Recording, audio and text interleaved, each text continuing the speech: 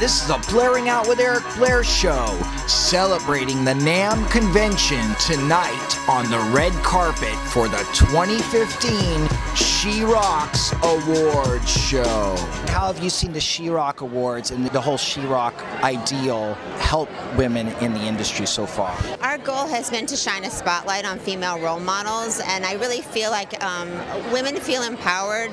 They're recognized. They see other women doing amazing things. They're like, hey, yeah, you know, people are starting to notice women in the industry and all that we can do. So it sort of uplifts everybody. It kind of blossomed into something really amazing. So here we are, third annual She Rocks Awards, and it's a big to-do. How do you pick the nominees? We do it through a combination of people we know. We take nominations on our website, thewimn.com, which is THEWIMN.com, and also just through relationships we have and what we think is needed to make it a great event. Who was the first female musician that inspired you? It was Carole King. I just love her. I'm a songwriter myself, and I love everything about what she's done and what she still does. And I've gotten to know her personally, and she's just awesome. What do you love about NAMM? Oh my God, I love NAMM. So much to do. I love seeing all the people, and it's just so fun for me. What does the Endurance Award mean to you? I think the endurance means we've been doing this a long time and hopefully making a difference. The fact that somebody thinks anything that I do, or maybe the way I think, or maybe I've been helpful to some people, is so humbling that it's quite a moment in my career, and I really, really appreciate it. What adversities did you have to overcome to get where you are today in the music business? I think the adversities are mainly just the perseverance you have to have, just the roadblocks that kind of keep coming up and how you can figure those out. And to me, that's kind of the fun of it, is figuring out how do we take this and then make something out of it and move on and move forward and just keep getting better and better every day, doing something a little bit better every day. The importance of the existence of the She Rock Awards for you? Well, it just honors that there's so many great, strong women in this industry that are making a difference, and their voices are being heard and appreciated, and wow. That's amazing. I've been doing this a long time, and it has really progressed into something substantial. Who was the first female musician that inspired you? Oh my, Karen Carpenter. I know every Carpenter song ever. I'm Sarah. I'm Eva. Hannah. Liza. What is the importance of the She Rock Awards to you? Just the fact that it's honoring so many women is an important part of it. You know, it is setting itself apart by honoring females specifically. Yeah, I think it's awesome that they're honoring women in the industry like this, and we're excited to be a part of it, you know. We're like honored that they even asked us. I know, yeah. You guys are working with Dave Stewart on your sophomore album, correct? What is it like working with Dave Stewart? Oh, it's an absolute dream. It's awesome. You know, he's one of the most creative people we've ever met, and he hasn't messed with anything that we've contributed. He's only enhanced it, and that's a thing that really blew us away. Well, so we're working with Brent Mayer in Nashville, who he discovered the Judds and worked with Tina Turner and Elvis Presley and all these people, and he does an incredible job capturing our acoustic sound. And then we, send over the tracks to Dave, and he really does augment it and make it bigger and kind of take it to places that you maybe wouldn't have expected it to go. And he's a mad genius. You know, it's fun to work with him. Does he ever talk about any stories from his Eurythmics days? Well, so he gave us this book about songwriting. It's been really fun to go over that and read everything that he went through and what's made him the person that he is now. Because he's he's straight up a rock star. Yeah. And so we're in the midst of working with a rock star, which is a really, it's just, I don't even know. It's amazing. Is it rubbing off on you? Is his rock starness rubbing off on you guys? Oh God, I hope so. Yeah. That's going to be my answer. Right? We hope. We're hoping it is. Yeah, well, we all wear top hats, so we had that in common, which was no, this is a good mojo, I guess. Do you feel you're living your dream right now in your life, or do you feel you still have further to go to live that dream? Can we say yes in unison? Yes. I think that there's always a little bit farther to go. You know, I don't think you ever reach, at least for me, I want to just keep striving to do more and more in my career and just keep going. I mean, we're at a good point, and I love what we're doing, but there's always room for improvement. I've got a lot of dreams, and this is a huge one, so I feel pretty lucky. I feel like it's just the beginning, you know, and bigger and better things will grow from it. Yes, yes.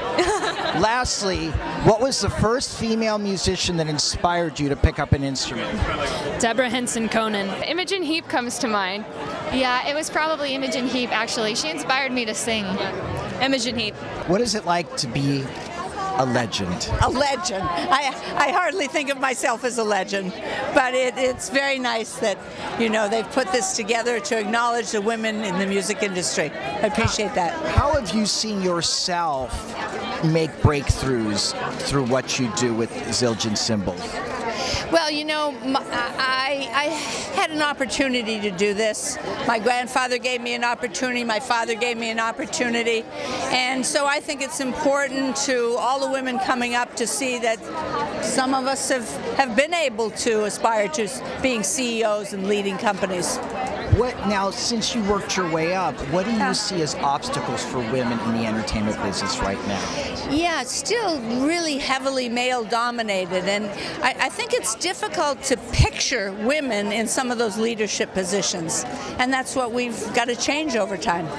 Who is the first female musician that inspired you? Oh boy, you know, so many of them really, but I mean people like little drummers coming up, like Terry Lynn Carrington. I met her when she was 11 years old and came down to the company to pick out her cymbals, and you know, then she went on to have a great career, and you know, that's great to see that.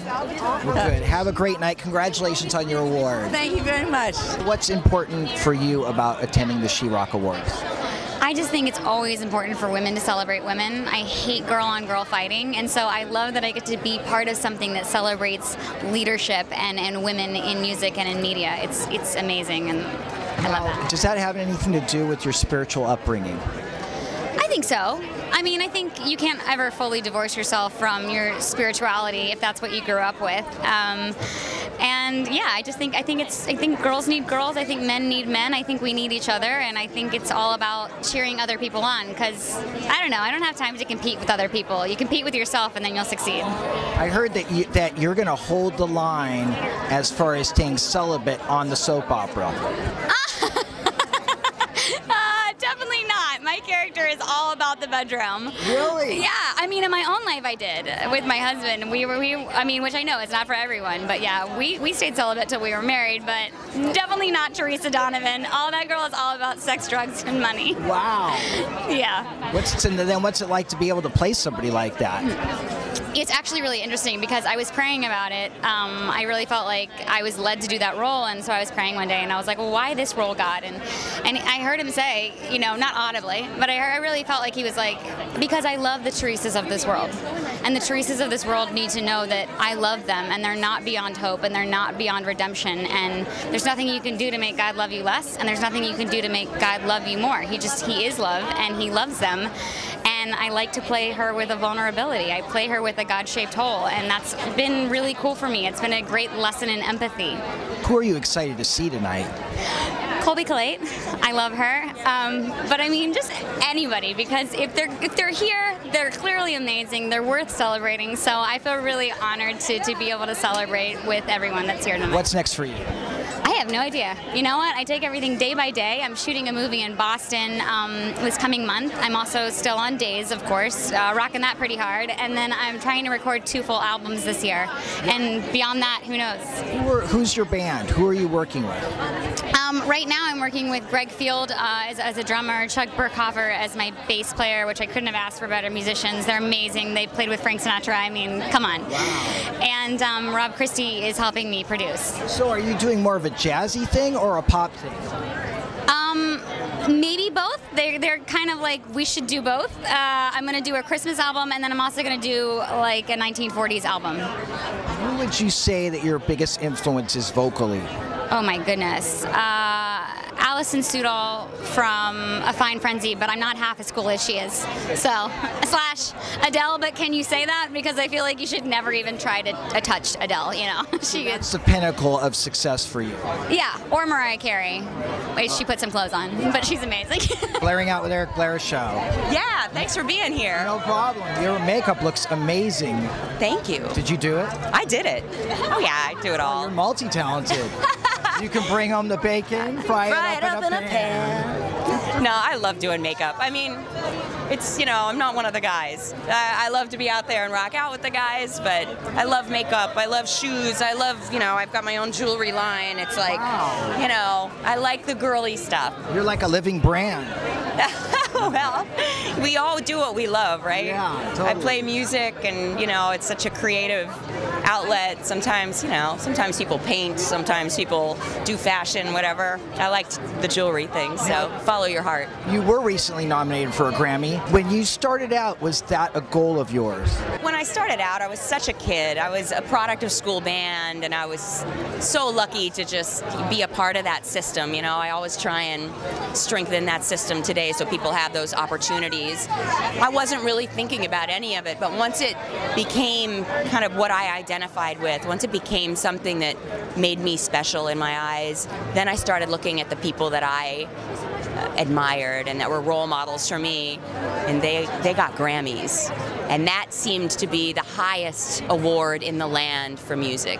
And now I know it is, you know, it's voted on by your peers, it's voted on by people who are making music alongside you, and what higher honor to have than those people saying this is the most excellent record of the year or the most excellent song. So to get that Grammy nod, it's unbelievable. And yes, it was totally a goal. That's been, you know, if I could get a Grammy, that just, you know, that's that, like, yeah, you did all right. Yeah. You know, as a very famous actress said, Sally Fields, they like me. You really like me. So that's kind of how I felt when I got the Grammy nomination, that I heard about it. I was, oh my gosh, it's okay. Now, having been, you know, now that you are successful in the entertainment business, and you have been for a while, what adversities do you still see women facing in the entertainment business? I think that so many ceilings have shattered. You know, in my whole career, I've seen so many glass ceilings just say goodbye. You know, and I think that's amazing. I think that we're at a point when if you can play, if you can sing, if you can write, you've got a place. It doesn't matter if you're a woman, if you're a man, black, white, gay, straight. You prove yourself, you've got it. But that doesn't mean that, you know, it's all taken care of, that everyone's on equal footing. I really do think that as a woman, you have to prove yourself more than a man in this business. You have to be on time. You have to take care of business. You have to, you know, prove yourself as a player again and again, because there are misconceptions. You know, I remember my mother and father were at a concert in Seattle one night, and I came on in the middle of a song I was playing on with another artist, and the lady sitting next to my mom, when I walked out on stage with a saxophone, she stood up and she screamed. She goes, "What's that skinny little white bitch doing on stage?" My poor mom's like, you know. Blowing you out of the water is what she's doing. So I played then, and by the end of the song, she stood up again and she was like, "You go, you skinny little white bitch, you can play." So I say that to say that I think it's cool to be able to try and change the stereotype and change those misconceptions. And so, yeah, we have a little ways to go, but obviously, you see tonight, there are a lot of really, really amazing women who are out there just blowing it out of the water. And quickly, just say something awesome about the She-Rock Awards. The She-Rock Awards rock. The idea to be a Led Zeppelin all-girl cover band, did you feel like you had a high standard to live up to, and how did you deal with that emotionally and mentally? Yes, there was a high standard to live up to. We just do our best to do our homework, and you know, Led Zeppelin's music that we all kind of grew up listening to and we've always loved, so it's we just pour all of our energy and effort into doing the best we can with it. Favorite Led Zeppelin song? Couldn't pick a favorite, but I love When the Levee Breaks. I love so many, but I love playing Dazed and Confused, probably the best. I'm the drummer, Clementine. So you have a lot to live up to. John Bonham is considered one of the greatest drummers because he hits so hard. Do you hit hard? I try to hit hard. Yeah, I try to hit hard. I will never be John Bonham, but you know, nobody ever will, so you just kind of play the music the way you love it. In the entertainment business, who has complimented you where it's meant the most? I would probably say some of the people I've got to play with, like Narda Michael Walden, who's a fantastic drummer, Bobby Vega, and also the people standing right next to me. So what song are you performing with Zepparella? I'm playing keys with them on all the songs tonight. I'm in the house band, but I'm a singer-songwriter from Boston, Jenna Payon, and I just released an album this past fall, and they needed a keyboard player, so I flew on out to join in. So we're not doing any Zeppelin tonight. We're doing our own material, and we're playing with Mindy Aber and with Orianthe. What is the most important thing to you about the She-Rock Award? That it's promoting women in music and hopefully inspiring the next generation to kick more ass than the one before. Absolutely. That, you know, celebrate women in the music industry. There aren't enough of us. We're always in the minority. It's always us and 80% dudes. So I love that it's a night for women. Yeah, I think it's really wonderful to have women show that women actually really do come together. It's not any competition. It's like everybody is so supportive and wonderful. I got nothing to add. It's just great to meet so many incredibly talented and wonderful people. So what is important for you about the She-Rock Awards? Oh my God, you know, we at Daisy Rock Guitars, we really believe that our mission statement is doing whatever it takes to get more girls to learn how to play guitar and enjoy music, and the She-Rock Awards is right in line with that whole mission statement. Get more girls playing guitar, there's nothing wrong with that, and it's about time that somebody spotlighted the girls in our industry, and Laura Whitmore's done an awesome, wonderful job. What happens when the women take over? Oh, we rule the world. You know that. I know you already were. Why don't you admit it, though? You guys never admit that you guys do rule the world. Rule the world. It's a big conspiracy, but yes, we do. What's next for you?